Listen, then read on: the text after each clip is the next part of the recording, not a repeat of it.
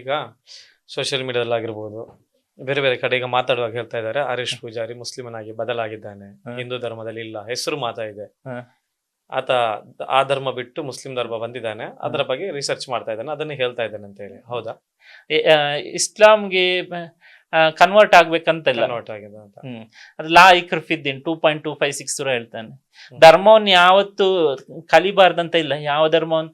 ಅದಕ್ಕೆ ದೊಡ್ಡ ಮನಸ್ಸು ಬೇಕು. ಇನ್ನೊಂದು ಧರ್ಮದಲ್ಲಿ ನಾನು ಕೇಳ್ತಾ ಇರೋದು, ನೀವು ಕನ್ವರ್ಟ್ ಆಗಿದ್ದೀರಾ ಅಂತ. ನಾನು ಕನ್ವರ್ಟ್ ಆಗ್ತಿದ್ರೆ ಈ ನಾಮ ಇರ್ತದ? ಅಂದ್ರೆ ನೀವು ಪಕ್ಕ ಹಿಂದೂ ಧರ್ಮದಲ್ಲೇ ಇದ್ದೀರಿ? ನನ್ಗೆ ಧರ್ಮನೇ ಇಲ್ಲ, ನಾನು ಮನುಷ್ಯ. ಅಂದ್ರೆ ನನ್ಗೆ ಯಾವ್ದು ಒಳ್ಳೆ ಎಲ್ಲ ಧರ್ಮದಲ್ಲಿ ಮಾಡ್ಬೇಕು. ಇವಾಗ ಮುಸ್ಲಿಮರು ಏನ್ ಮಾಡ್ತಾರೆ ಅಂತ ಇದ್ರೆ, ಅವರ ಧರ್ಮವನ್ನು ಪಾಲನೆ ಮಾಡ್ತಾರೆ. ರಂಜಾನ್ ಟೈಮ್ ಅಲ್ಲಿ ಉಪವಾಸ ಹಿಡಿತಾರೆ, 5 ವಕ್ತ ನಮಾಜ್ ಮಾಡ್ತಾರೆ, ಇನ್ನೇನು ಕರ್ಮಗಳಿದೆ ಅದನ್ನೆಲ್ಲ ಮಾಡ್ತಾರೆ. ಹರೀಶ್ ಪೂಜಾರಿ ಉಪವಾಸ ಹಿಡಿತಾ ಇದ್ದಾನೆ, ರೈಟಾ? ಉಪವಾಸ ಯಾಕೆ ಹಿಡಿತೇನೆ? ನನ್ನ ಎಲ್ಲ ಉಪವಾಸ ಹಿಡಿತಾ ಇದ್ದೀರಿ, ಕರೆಕ್ಟ್? ನಾನು ಉಪವಾಸ ಹಿಡಿತಾ ನಮಾಜ್ ಮಾಡ್ತಾ ಇದ್ದೀರಾ? ಇಲ್ಲ, ಮಾಡ್ತಾ ಇಲ್ಲ. ಇಲ್ಲ, ಹಾಗಾದ್ರೆ ಬದಲಾಗಿಲ್ಲ. ಉಪವಾಸ ಯಾಕೆ ಹಿಡಿತಿದ್ದೀರಾ? ಉಪವಾಸ ಯಾಕೆಂದ್ರೆ ನನ್ನ ತುಂಬಾ ಸಹೋದರರು ಮುಸ್ಲಿಂ ಸಹೋದರರು. ಎಷ್ಟು ವರ್ಷದಿಂದ ಉಪವಾಸ ಹಿಡಿತಿದ್ದೀರಾ? 2 ವರ್ಷದಿಂದ. ಕಳೆದ 2 ವರ್ಷದಿಂದ? ಇದು 3ನೇ ವರ್ಷ. ಇದು 3ನೇ ವರ್ಷ. ಅಂದ್ರೆ ಕಳೆದ ವರ್ಷ ಎಷ್ಟು ಉಪವಾಸ ಹಿಡಿದ್ರಿ? 29ರಲ್ಲಿ 27 2 ದಿವಸ ನನ್ನ ಕೈಯಲ್ಲಿ ಗ್ಲೂಕೋಸ್ ಇತ್ತು, ಹಾಗೆ 2 ದಿವಸ ಹೋಗಿದೆ. ಅದಕ್ಕಿಂತ ಮುಂಚಿನ ವರ್ಷ ಎಲ್ಲ ಹಿಡಿದಿದ್ದೇನೆ, ಕಂಪ್ಲೀಟ್ ಹಿಡಿದಿದ್ದೇನೆ. ಈ ವರ್ಷ ಈಗ ಎಷ್ಟಾಯ್ತು? ಇವಾಗ 15 ಆಯ್ತು. 15. ಇವತ್ತಿಗೆ 15ರಲ್ಲಿ ಇದ್ದೇವೆ. ಎಷ್ಟು ಹಿಡಿದ್ರಿ? 15. ಈಗ ಉಪವಾಸ ಇದೆಯಾ? ಉಪವಾಸ ಇದೆ. ಹೌದಾ? ಯಾಕೆಂದ್ರೆ ನಾನು ಎಲ್ಲರನ್ನು ಅಣ್ಣ ತಮ್ಮಂದಿರಂತ, ನನ್ನ ಅಣ್ಣ ತಮ್ಮಂದಿರು ಊಟ ಮಾಡದೆ ಹಸಿವಿನಿಂದಿರುವಾಗ ನಾನು ಬೆರೆತಿರುವ ಅವರೊಂದಿಗೆ ನಾನು ಹೇಗೆ ಊಟ ಮಾಡುದು? ಅವರ ಹಸಿವು ನನಗೂ ಗೊತ್ತಾಗ್ಬೇಕು, ಆಗ ಮಾತ್ರ ನಾನು ಇನ್ನೊಬ್ಬರ ಹಸಿವನ್ನು ತಿಳಿಕೊಳ್ಳಿಕ್ಕೆ ಸಾಧ್ಯ. ಉಪವಾಸ ಇರುವುದು ಯಾಕೆ? ನಮ್ಮಲ್ಲಿರುವ ಕೆಟ್ಟ ನಫ್ಸ್ಗಳನ್ನು ದೂರ ಮಾಡ್ಲಿಕ್ಕೆ. ನನ್ನಲ್ಲಿರುವ ಕೆಲವೊಂದು ಕೆಟ್ಟದನಗಳು ದೂರ ಆಗಿದೆ, ನನಗೆ ಇನ್ನೊಬ್ಬರ ಹಸಿವು ಗೊತ್ತಾಗಿದೆ. ಆಮೇಲೆ ಹೇಗೆ ಕಂಟ್ರೋಲ್ ಮಾಡ್ಬೋದು ನಮ್ಮಲ್ಲಿರುವ ಷಡ್ವೈರಿಗಳನ್ನು, ಕಾಮ, ಕ್ರೋಧ, ಮದ, ಮತ್ಸರ. ಇದೊಂದು ಸನ್ಯಾಸತ್ವದ ತರನೇ. ಈಗ ಈ ಟೈಮಲ್ಲಿ ಅಯ್ಯಪ್ಪ ಮಾಲಧಾರಿಗಳು, ಅದು ಶುದ್ಧ ಇದೇ ರೀತಿ ಬರ್ತದೆ. ಬೆಳಿಗ್ಗೆ ಬೇಗ ಹೇಳ್ಬೇಕು, ಫಲಹಾರ ಮಾಡ್ಬೇಕು, ಒಳ್ಳೆ ಮಾತುಗಳನ್ನೇ ಆಡ್ಬೇಕು, ಯಾರನ್ನು ಏಕವಚನದಲ್ಲಿ ಕರಿಬಾರ್ದು, ಸದಾ ದೇವರ ಧ್ಯಾನದಲ್ಲಿ ನಿರತರಾಗಿರ್ಬೇಕು. ಇದು ಸಹ ಅದೇ ರೀತಿ. ನಮ್ಮ ರೋಸಾ ಏನ್ ಹೇಳ್ತಾರೆ, ನನ್ಗೆ ತುಂಬಾ ಬೆನಿಫಿಟ್ ಆಗಿದೆ. ನನ್ನ ಕೊಲೆಸ್ಟ್ರಾಲ್ ತುಂಬಾ ಹೈ ಇತ್ತು, ಬಟ್ 2 ವರ್ಷ ಹಿಡಿದು ನಾನು ಯಾವುದೇ ನಂಗೆ ಮೆಡಿಸಿನ್ ಕೊಟ್ಟಿದ್ರು, ಬಟ್ ಹಾಫ್ ಡೌನ್ ಆಗಿದೆ. ಸೊ ಬೆನಿಫಿಟ್ ಇದ್ರೆ ನಾವು ಯಾವ್ದನ್ನು ಫಾಲೋ ಮಾಡ್ಬೋದು. ಎಲ್ಲ ಧರ್ಮದ ವಿಷಯಗಳನ್ನು ಫಾಲೋ ಮಾಡಿ ಅರಿತ್ರೆ ಮಾತ್ರ ನಮ್ಗೆ ಆಗ. ನಾವು ಇನ್ನೊಬ್ಬರನ್ನು ಸಿಂಪತೈಸ್ ಮಾಡಬಾರ್ದು, ಆಲ್ವೇಸ್ ಎಂಪತೈಸ್. ಸೊ ನಾವು ಅವರ ಸ್ಥಾನದಲ್ಲಿ ಆ ನೋವನ್ನು ಎಕ್ಸ್ಪೀರಿಯನ್ಸ್ ಮಾಡಿದ್ರೆ ಮಾತ್ರ ಗೊತ್ತಾಗೋದು. ನಾವು ಅರಿಬೇಕಾ ಒಂದು ವಿಷಯವನ್ನು, ವಿ ಹ್ಯಾವ್ ಟು ಗೆಟ್, ನೀರಿಗೆ ಇಳಿಬೇಕು. ಸೊ ನನ್ನ ಹಾಗೆ ನೀರಿಗೆ ಇಳಿದು ನೋಡು ಅಂತ. ಈಗ ನೀವು ಅಯ್ಯಪ್ಪ ಮಾಲೆ ಹಾಕಿದ್ದೀರಾ? ಶಬರಿಮಲೆ ಹೋಗಿದ್ದೀರಾ? ನಾನು ಹಾಕಿಲ್ಲ, ಬಟ್ ಅಯ್ಯಪ್ಪ ಮಾಲಾಧಾರಿಗಳಿಗೆ ತುಂಬಾ 1 ತಿಂಗಳ ಅಥವಾ ಅವರು ಎಷ್ಟು ದಿವಸ ಶಿಬಿರದಲ್ಲಿ ಇರ್ತಾರೆ ಅಷ್ಟು ದಿವಸ ಶಿಬಿರದಲ್ಲಿ ಇದ್ದೆ. ಅಲ್ಲಿಗೆ ಹೋಗ್ಲಿಲ್ಲ? ಶಬರಿಮಲೆಗೆ ಹೋಗಿಲ್ಲ. ಯಾರೋ ಹೇಳಿದಾಗಾಯ್ತು, ಹರೀಶ್ ಪೂಜಾರಿಗೆ ನೆಕ್ಸ್ಟ್ ದುಬೈ ಎಲ್ಲ ಹೋಗ್ತಾ ಇದಾರಂತೆ, ಔಟ್ ಆಫ್ ಕಂಟ್ರಿಗೆ. ಔಟ್ ಆಫ್ ಕಂಟ್ರಿಗೆ ಚಾನ್ಸ್ ಸಿಕ್ಕಿದ್ರೆ ಹೋಗ್ತೇನೆ ಖಂಡಿತವಾಗಿ. ಯಾರೋ ಕರೆದಿದೆ ಅಂತ, ಬನ್ನಿ ಉಮ್ರಾ ಮಾಡಿಸ್ತೇವೆ ಅಂತ ಇದೆ. ಹೌದಾ? ಕೆಲವರು ಕೇಳ್ತಾರೆ, ನೀವು ಉಮ್ರ ಮಾಡ್ಬೋದಲ್ಲ ಅಂತ. ಉಮ್ರ ಮಾಡೋದ್ರಲ್ಲಿ ತಪ್ಪೇನಿದೆ? ಯಾವ ಧರ್ಮದವರು ಹೋಗಿ ಉಮ್ರ ಮಾಡ್ಕೊಂಡು ಬರ್ಬೋದು.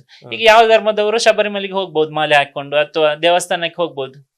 ದೇವರು ಒಬ್ಬನೇ, ನಾಮ ಮಾತ್ರ ಹಲವು. ಹೋಗ್ಲಿಕ್ಕೆ ರೆಡಿ ಇದ್ದೀರಾ? ನಾನು ರೆಡಿ ಇದ್ದೇನೆ ಉಮ್ರಾ ಮಾಡ್ಲಿಕ್ಕೆ. ಅದರಲ್ಲಿ ಏನು ಇದಿಲ್ಲ, ಅಥವಾ ಎಲ್ಲಿಯೂ ಧರ್ಮದಲ್ಲಿ ಹೇಳಿಲ್ಲ. ವಸುದೈವ ಕುಟುಂಬ ಅಂತ ಹೇಳಿದೆ ಉಪನಿಷತ್ತಲ್ಲಿ. ವಸುದೈವ ಕುಟುಂಬ ಅಂತ ಹೇಳಿದ್ರೆ ಇಡೀ ಜಗತ್ತನ್ನೇ ಒಂದು ಕುಟುಂಬ. ಹಾಗಾದ್ರೆ ನನ್ನ ಕುಟುಂಬದಲ್ಲಿರುವ ಎಲ್ಲಿಗೆ ಬೇಕಿದ್ರು ಹೋಗ್ಬೋದು ಜಗತ್ತಿನಲ್ಲಿ, ಅಲ್ಲಿಗೆ. ಅದು ನಮ್ಮನ್ನು ನಾವು ಆ ಮೈಂಡ್ ಸೆಟ್ ಅಲ್ಲಿ ನಿರ್ಧರಿಸಿರೋದು. ಅಲ್ಲಿಗೆ ಹೋಗ್ಬಾರ್ದು, ಇಲ್ಲಿಗೆ ಹೋಗ್ಬಾರ್ದು, ಇದು ನಮ್ಮದಲ್ಲ, ಅದು ನನ್ನದಲ್ಲ. ಅದ್ ನಾನು ಹೇಳಿದಲ್ಲ ಉಪನಿಷತ್ತಲ್ಲಿ, ವಸುದೈವ ಕುಟುಂಬ ಹೇಳುದು, ಇದು ನನ್ನದು, ಅದು ನನ್ನದು ಹೇಳುವುದು ಸಣ್ಣ ಮನಸ್ಸು. ಉದಾರ ಮನಸ್ಸಿನವನು ಇಡೀ ಜಗತ್ತನ್ನೇ ವಿಶಾಲವಾಗಿ ನನ್ನ ಕುಟುಂಬ ಅಂತ ಭಾವಿಸ್ತಾನೆ. ಸೊ ನಾನು ವೇದಸ್ ಅನ್ನು ಫಾಲೋ ಮಾಡುದು. ವೇದಸ್ ಅಲ್ಲಿ ಇರೋದು, ಉಪನಿಷತ್ತಲ್ಲಿ ಇರೋದು ಆಲ್ಮೋಸ್ಟ್ ಇಸ್ಲಾಂನಲ್ಲಿ ಇರುವ ತತ್ವಗಳ ಸೇಮ್ ಟ್ಯಾಲಿ ಆಗತ್ತೆ. ಇನ್ನು ವ್ಯಭಿಚಾರ ಮಾಡಬೇಡ, ಕುಡಿಬೇಡ. ನನ್ಗೂ ಕೆಲವೊಂದು ವಿಷಯಗಳು, ಒಳ್ಳೆ ವಿಷಯಗಳು ನಾನು ಇಸ್ಲಾಮಿಂದ ಕಲ್ತುಕೊಂಡಿದ್ದೇನೆ. ಒಮ್ಮೊಮ್ಮೆ ನಾನು ಡ್ರಿಂಕ್ಸ್ ಮಾಡ್ತಾ ಇದ್ದೆ ಒಕೇಶನ್ ಅಲ್ಲಿ, ಫಂಕ್ಷನ್ ಅಲ್ಲಿ ಅಥವಾ ಪಾರ್ಟೀಸ್ ಅಲ್ಲಿ. ನನ್ಗೇನು ತಪ್ಪಂತ ಗೊತ್ತಿತ್ತು, ಅದು ಒಳ್ಳೇದಲ್ಲ ಅಂತ. ಬಟ್ ನನ್ಗೆ ಅದೊಂದು ಅಷ್ಟು ಯಾವ ಪುಸ್ತಕ ಓದುವಾಗ ನನ್ಗೆ ಅದು ತಪ್ಪು ಅಂತ ಅನಿಸ್ಲಿಲ್ಲ. ಬಟ್ ನನ್ಗೆ ಒಬ್ರು ಪ್ರವಾದಿ ಮತ್ತು ಜೀವನ ಪುಸ್ತಕ ಹೀಗೆ ಕೊಟ್ರು, ಓದಿ ಅಂತ. ನಾನೊಂದು 5 ಪೇಜ್ ನೋಡಿದೆ. ಅದರಲ್ಲಿ ಪ್ರವಾದಿಯವರ ಸಣ್ಣ ಬಾಲ್ಯದ ಒಂದು ವಿಷಯ, ಯಾವುದೋ ಘಟನೆ ನೋಡಿ ಅಲ್ಲಿಗೆ ಹತ್ತು ಬಿಟ್ಟೆ, ಯಾಕಂತ ಗೊತ್ತಿಲ್ಲ ನನಗೆ. ಅದು ಆದ್ಮೇಲೆ ಆ ಬುಕ್ಕನ್ನು ಅಲ್ಲೇ ಇಟ್ಟೆ, ಇನ್ನು ಬೇಡ ಅಂತ. ಆಮೇಲೆ ಅಂದ್ರೆ ಪ್ರವಾದಿಯವರ ಜೀವನ ಕಷ್ಟ, ಅದು ನನಗೂ ನನ್ನ ಬಾಲ್ಯದ ನೆನಪಾಯಿತು. ಅವರಿಗೆ ತಂದೆ ಇರ್ಲಿಲ್ಲ, ತಾಯಿ ಇರ್ಲಿಲ್ಲ, ಬಟ್ ನಾನು ಇಬ್ಬರು ಇದ್ದು ಇಲ್ಲದ ಹಾಗೆ ಬದುಕಿದ್ದೆ. ಸೊ ಅದನ್ನು ಮ್ಯಾಚ್ ಆಯ್ತು ನನ್ಗೆ, ತುಂಬಾ ಅಳು ಬಂತು, ಹತ್ ಬಿಟ್ಟೆ, ಅಲ್ಲಿ ಕ್ಲೋಸ್ ಮಾಡಿ ಇಟ್ಟೆ. ಮತ್ತೊಂದ್ 2 ದಿವಸ ನೋಡುವ, ಇನ್ನೊಮ್ಮೆ ನೆಕ್ಸ್ಟ್ ಕಂಟಿನ್ಯೂ ಮಾಡು. ಇನ್ನೊಂದು ಪೇಜಲ್ಲಿ ಈ ಮದ್ಯ ಅಥವಾ ಕಳ್ಳು ಅಂತ ಹೇಳ್ತೇನೆ, ಕುಡಿಬಾರ್ದು, ಅದೊಂದು 3 ಲೈನಲ್ಲಿ ಯಾಕಿತ್ತು ಇತ್ತು ಕುಡಿಬಾರ್ದು ಅಂತ. ಅದು ತಪ್ಪು ಅಂತ ಒಂದು ರೀತಿಯಲ್ಲಿ ಎಕ್ಸ್ಪ್ಲೇನ್ ಮಾಡಿದ್ರು. ಸೊ ನನ್ಗೆ ಅದು ತುಂಬಾ ಚುಚ್ಚಿತ್ತು. ಸೊ ಅವತ್ತೇ ನಾನು ಡಿಸೈಡ್ ಮಾಡಿದೆ, ಇನ್ನು ಮುಂದೆ ನನ್ನ ಜೀವನದಲ್ಲಿ ಯಾವುದೇ ಸಂದರ್ಭದಲ್ಲಿ ಕುಡಿಯುವುದಿಲ್ಲ ಅಂತ ಸ್ಟಾಪ್ ಮಾಡಿದೆ. ಅವತ್ತೇ ಲಾಸ್ಟ್ ಮಾಡಿದ್ದೆ. 3 ವರ್ಷ ಆಯ್ತು. ಸೊ ಒಳ್ಳೆ ವಿಷಯಗಳು ಎಲ್ಲಿ ಸಿಕ್ಕಿದ್ರು ಕಲಿತೇನೆ. ಅದೇ ರೀತಿ ನನ್ನ ಫ್ರೆಂಡ್ಸ್ನವ್ರಿಗೆ ನಾನು ಹೇಳ್ತೇನೆ, ಈ ಬೀಡಿ, ಸಿಗರೇಟ್, ತಂಬಾಕು ಅದನ್ನು ಇಸ್ಲಾಮಿಕ್ ರೀತಿಯಲ್ಲಿ ಎಕ್ಸ್ಪ್ಲೇನ್ ಮಾಡ್ತೇನೆ, ಇದು ತಪ್ಪು ನೀವು ಮಾಡೋದು, ಸೊ ಅದು ಹರಾಮ್ ಅಂತ. ಸೊ ಒಂದು 60 ಚಿಲ್ಲರಿ ಮಂದಿಯನ್ನು ನಾನು ಆಲ್ಮೋಸ್ಟ್ ಮುಸ್ಲಿಂ ಫ್ರೆಂಡ್ಸ್ ಅವರ ಈ ಹವ್ಯಾಸವನ್ನು ಬಿಡಿಸಿದ್ದೇನೆ. ಸೊ ನನ್ಗೆ ಅದು ಬೆನಿಫಿಟ್ ಆಯ್ತು. ಕ್ಲಾಸ್ ಕೊಟ್ಟು 60 ಮೆಂಬರ್. ಯಾಕಂದ್ರೆ ಇಸ್ಲಾಮಲ್ಲಿ ಹೇಳ್ತದೆ 2.195 ಸೂರ, ನಿನ್ನನ್ನು ನೀನು ವಿನಾಶಕ್ಕೆ ತಳ್ಳಬೇಡ ಅಂತ. ಆಮೇಲೆ 4.29 ಸೂರ ಹೇಳ್ತದೆ ಆತ್ಮಹತ್ಯೆ ಹರಾಮ್ ಅಂತ. ಆಮೇಲೆ 17.26 ಸೂರ ಹೇಳ್ತದೆ ನೀವು ಸಂಪಾದಿಸಿದ ಸಂಪತ್ತನ್ನು ಅನಾವಶ್ಯಕ ವಸ್ತುಗಳಿಗೆ ದುಂದುವೆಚ್ಚ ಮಾಡುವವನು ಶೈತಾನನ ಸಹೋದರರು. ಇದನ್ನೆಲ್ಲ ನೋಡುವಾಗ ನಮ್ಮ ಹಣವನ್ನು ನಾವು ಅನಾವಶ್ಯಕವಾಗಿ ಬೀಡಿ, ಸಿಗರೇಟ್, ತಂಬಾಕು ಅದಕ್ಕೆ ಖರ್ಚು ಮಾಡೋದು ತಪ್ಪು.